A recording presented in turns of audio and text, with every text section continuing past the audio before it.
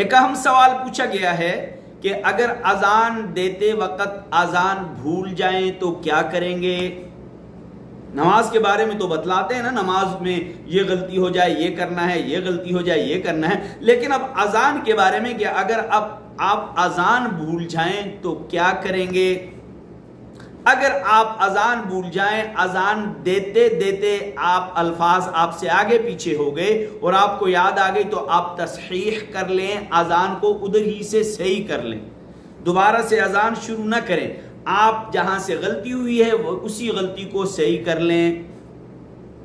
اور اس طرح اگر آپ کو اذان آپ نے مکمل کر لی، اذان آپ نے دے دی، بعد میں آپ کو خود پتہ چلا یا کسی نے آپ کو بتا دیا کہ حضرت آپ نے تو اذان غلط دی ہے، چونکہ انسان ہے غلطی ہونے کا 100% چانس ہے، تو پھر کیا کرنا ہے؟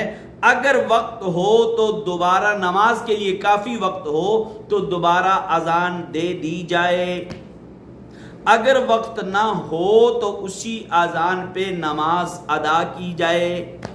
اگر وقت ہو تو دوبارہ اذان دے دی جائے، اگر وقت نہ ہو تو اسی اذان پہ نماز ادا کی جائے۔ اس کا کوئی کفارہ، کوئی ایسی نہیں ہے مشکل کہ آپ کے لیے نماز میں کوئی کمی آئے گی۔